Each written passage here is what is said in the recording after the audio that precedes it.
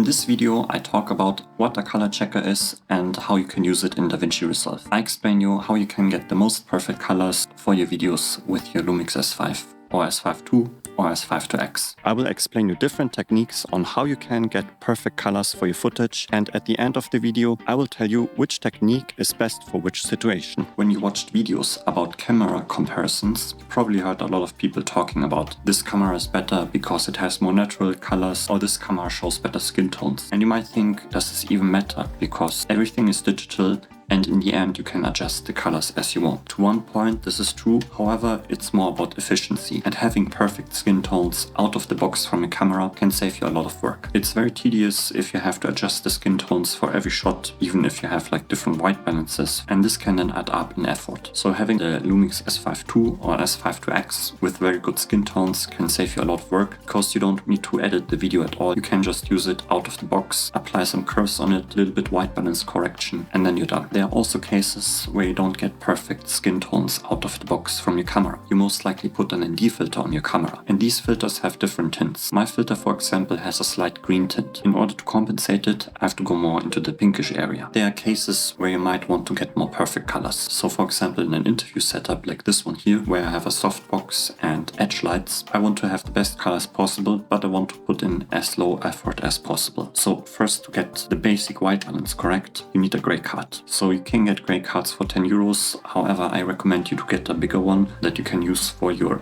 interviews or more professional videos, and a smaller one that you can use when you travel. All you do is put the gray card in front of your camera, and then you go into the white balance capture mode. There you capture this gray card, and then you have already a basic white balance, that's correct. Then to get the perfect colors with the least effort possible, you use this color checker. You hold it kind of like where your face is into the camera, and you see that a main light shines on it.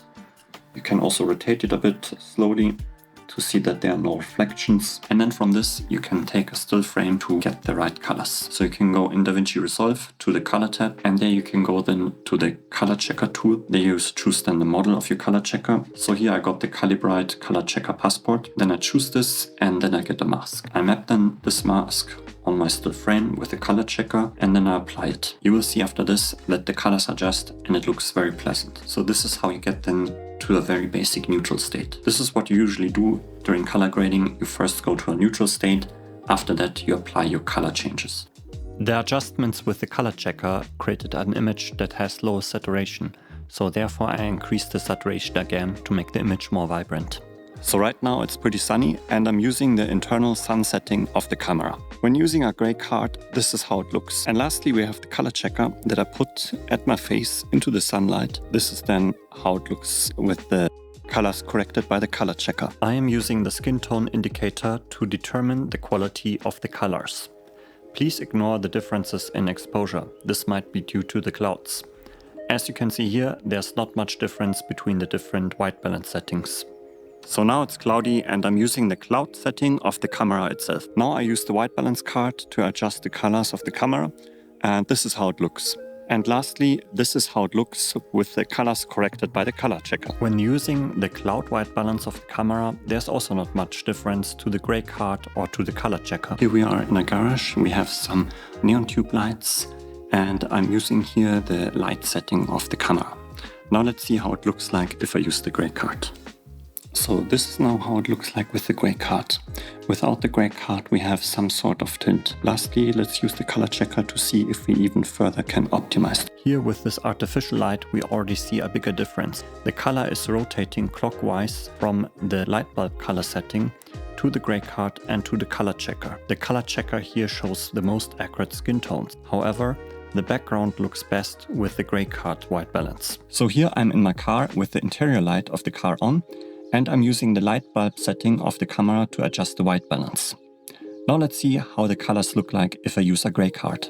So now as white balance we use the gray card capture mode of the camera, and this is then how it looks like. The light, which is actually pretty orange or yellow light, looks now more white. Now let's see if we can even further optimize the colors by using a color checker. With the interior light of the car, the adjustments of the gray card and the color checker are slightly rotated clockwise. The colors of the gray card look more neutral and very white. The adjustments of the color checker look more natural. So now it's night and it's a lot more difficult to choose the right white balance. Do you choose the white balance of the sky, of the background, or the foreground? Usually the foreground would make more sense.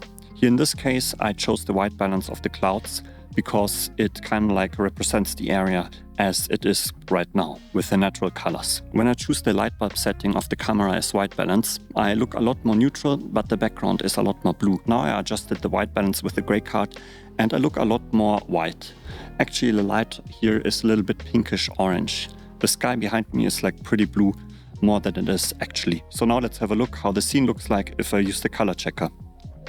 The skin indicator of the cloud setting and the light bulb setting is off. If you look at the gray card, there the skin indicator is a lot better. The colors are rotated slightly clockwise. If you look at the color checker, the skin indicator is perfect. However, the background is very blue. So here I probably would try to use a manual setting for the white balance. So as you see from the test, there are some different results for different use cases. For example, if we're outdoor and we have the sun or we have some clouds, the out-of-the-box settings of the camera, like the cloud setting or sun setting, are the best. If you go now to an interior area where we have an artificial light source, like a light bulb or a neon tube, there you see it's already a bit more difficult, and adjusting then the colors with the gray card already improves the results a lot. So if you shoot in nature, the embedded settings of the camera are best. Otherwise, a gray card is best, and a color checker is very useful if you need to then match scenes of different white balances. So now you know how to get perfect colors with the least effort possible. If you like this video, leave a like, subscribe,